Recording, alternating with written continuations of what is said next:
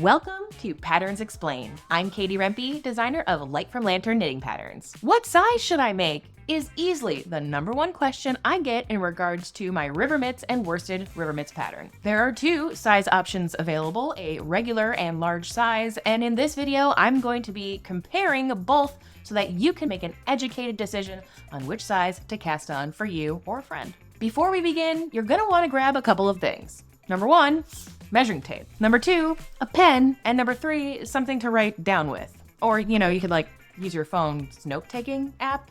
Technology. So go ahead and get all those things and I'll wait here. I'm just kidding. Pause and then start me back in. All right, welcome back. The most important measurement for these mitts to help you decide on which size to make will be measuring at the widest part of your forearm here. And that's where our measuring tape comes in. So we're gonna go ahead and measure it.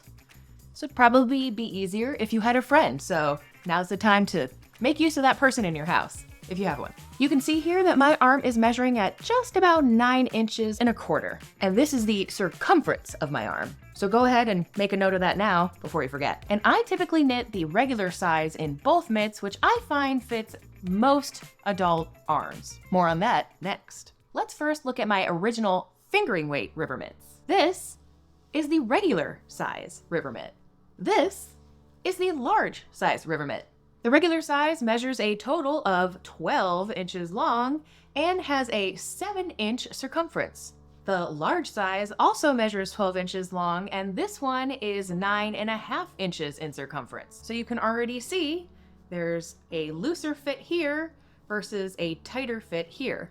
It is important to note that these are the unstretched measurements. Why is that important? Because most people appreciate a negative ease in things like socks and mitts, which means a tighter fit than what their actual measurement is. So for instance, remember, my arm here was about 9.25 inches, but the mitts measure about 7 inches unstretched. The most important factor when it comes to maximizing the stretch here is casting on with a loose long tail cast on. Because as you can see, it stretches a lot. This is like 4 extra inches or more stretched out. So it's going to comfortably fit a large range of sizes as long as the cast on is loose. And if you have trouble casting on loosely with the long tail method, here's a pro tip.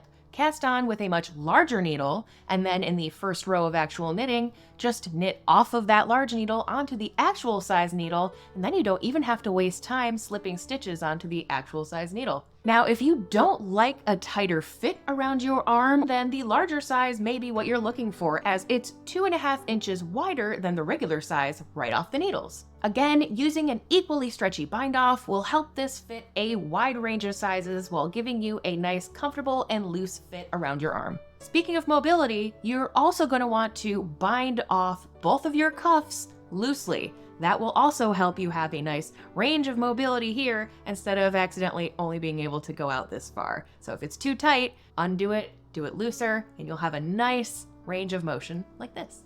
Now let's turn to the worsted river mitts. First, I have the regular size. And as you can see, it measures a little bit longer. This one is 13 inches long and 7 inches still in circumference.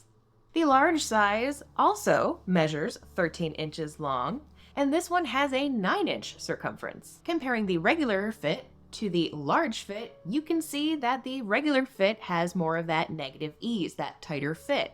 But again, if you prefer a slouchier look or positive ease, which means it measures larger than your actual measurement, then the large size could be what you're looking for. And the same rules to maximize stretch apply here as well. Make sure you use a loose cast on and bind off loosely to maximize mobility in both your fingers and your arms.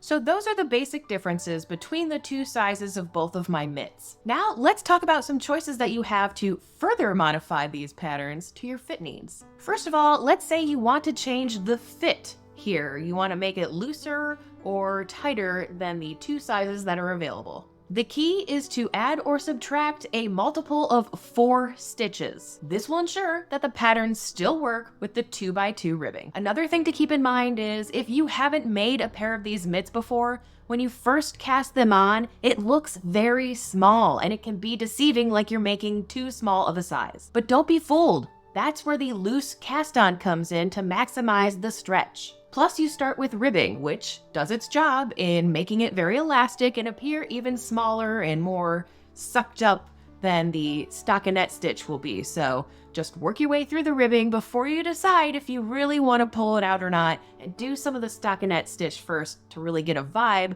for what the real fit is going to be.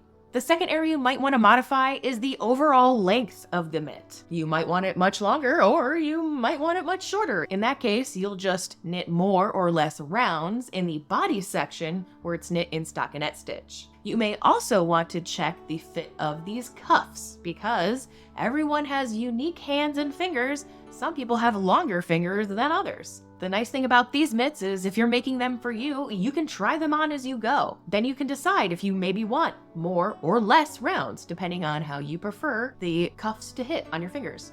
If you decide to make the inner cuff longer, just wait until you're after the thumb hole and back working in the round to knit more or less rounds. Whatever potential modifications you decide to make them your perfect mitts, the key is to make a note on your pattern as you go so that you can remember to make the second pair exactly like the first. Sometimes life happens and we don't get to making the second one right away. Don't be like me and think you're going to remember it till later. Just make your future self a note with exactly what you need, and then you'll be sure to actually do it and match. Now, there is one more thing that will affect the size and fit of your river mitts, and that thing is blocking. Does it really make a difference in mitts? I'm here to tell you, yes, it is worth doing. The stitches get softer, especially if you're using like a wool, and it just makes it overall fit better. The drape is better. Blocking allows the stitches to relax. And because of that, especially depending on the fiber you're using, it probably will stretch your finished length a little bit. That is why I do all my schematics and measurements after blocking, so you can know exactly what to expect in the end.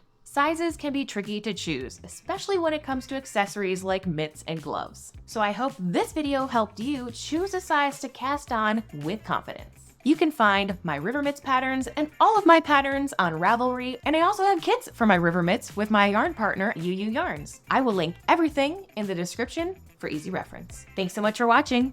Merry Make!